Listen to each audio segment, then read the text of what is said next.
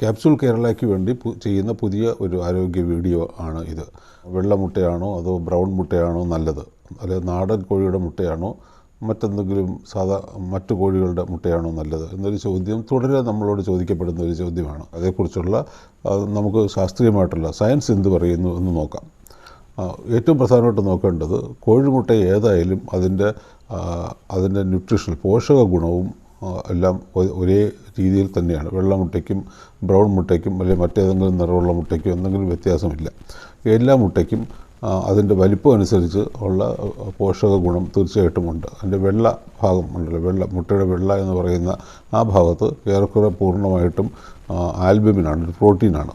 മറ്റേ മഞ്ഞ എന്ന് പറയുന്ന ഭാഗത്തിൻ്റെ അകത്ത് കുറച്ച് ഫാറ്റുണ്ട്, കൊഴുപ്പ് ഉണ്ട്. അതുകൂടാതെ മറ്റ് ധാരാളം വിറ്റാമിനുകളും കുറച്ച് കൊളസ്ട്രോളും കുറച്ച് ഈ സൂക്ഷ്മ പോഷകങ്ങൾ എന്ന് പറയുന്ന മൈക്രോ ന്യൂട്രിയൻസും എല്ലാം കൂടി ചേർന്നതാണ്. ഇപ്പോൾ രണ്ടും കൂടി ചേർന്ന് കഴിക്കുന്നത് എപ്പോഴും തീർച്ചയായിട്ടും വളരെ മെച്ചപ്പെട്ട ഒരു ഭക്ഷണം തന്നെയാണ്.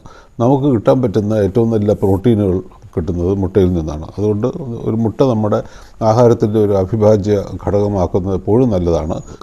അപ്പോൾ ഒരു മുട്ടയിൽ എന്തെല്ലാം കിട്ടും എന്ന് നമുക്ക് ഒന്ന് പരിശോധിക്കാം. സാധാരണ നമുക്കിവിടെ കിട്ടുന്ന, കേരളത്തിൽ കിട്ടുന്ന മുട്ട പാശ്ചാത്യ നാടുകളിൽ കിട്ടുന്ന മുട്ടയെക്കാളും കുറച്ചുകൂടെ ചെറിയ മുട്ടയാണ്. പാശ്ചാത്യ നാടുകളിൽ കിട്ടുന്ന മുട്ടയിൽ ഒരു മുട്ടയ്ക്കകത്ത് 70 കൂടുതൽ കാലറി ഉണ്ട്. ഏതാണ്ട് 6 മുതൽ 6.5 ഗ്രാം വരെ പ്രോട്ടീനുണ്ട്, ഒരു 5-5.5 ഗ്രാം ഫാറ്റും ഉണ്ട്. സോ നമ്മുടെ ഇവിടുത്തെ കിട്ടുന്ന മുട്ടയ്ക്കകത്ത് കുറച്ചുകൂടെ ചെറുതാണ്, പ്രായണ ചെറിയ വലിപ്പമുള്ളതാണ്. അതുകൊണ്ട് അതിൻ്റെ അകത്ത് ഒരു 5.5 ഗ്രാം പ്രോട്ടീനേ കാണുകയുള്ളൂ.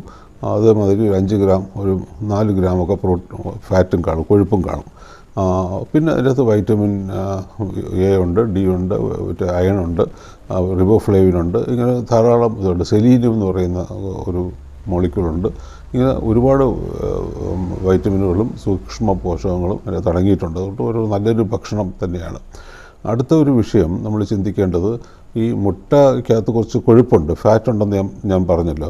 അതുകൊണ്ട് തന്നെ മൊത്തത്തിൽ നമ്മളൊരു ദിവസം കഴിക്കുന്ന ഭക്ഷണത്തിൻ്റെ അകത്ത് ഫാറ്റ് കൂടിപ്പോകാനായിട്ട് കുറച്ച് ആവശ്യത്തിൽ കൂടുതൽ വരാൻ സാധ്യതയുണ്ട്. അത് കുഴപ്പമുണ്ടെന്നല്ല, നമ്മൾ ഇത് മുട്ട ഭക്ഷണമാക്കി മാറ്റുന്നതിൻ്റെ അകത്ത് നമ്മൾ ഇക്കാര്യം ഒന്ന് ശ്രദ്ധയിൽ വെക്കണം.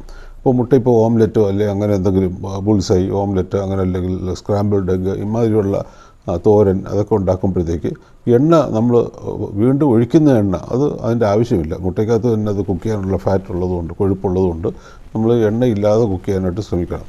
ഓംലെറ്റ് ഉണ്ടാക്കാൻ വേണ്ടി നമ്മൾ വീണ്ടും എണ്ണ ഒഴിക്കുകയാണെങ്കിൽ ആവശ്യത്തിൽ കൂടുതൽ കൊഴുപ്പ് ശരീരത്തിലേക്ക് പോകും. അത് പരിമിതപ്പെടുത്താനായിട്ടുള്ള എളുപ്പമാർഗ്ഗം മുട്ട എണ്ണ ഇല്ലാത്ത രീതിയിൽ കുക്ക് ചെയ്യുന്ന ആ ഒരു മാതൃക നമ്മൾ സ്വീകരിക്കുക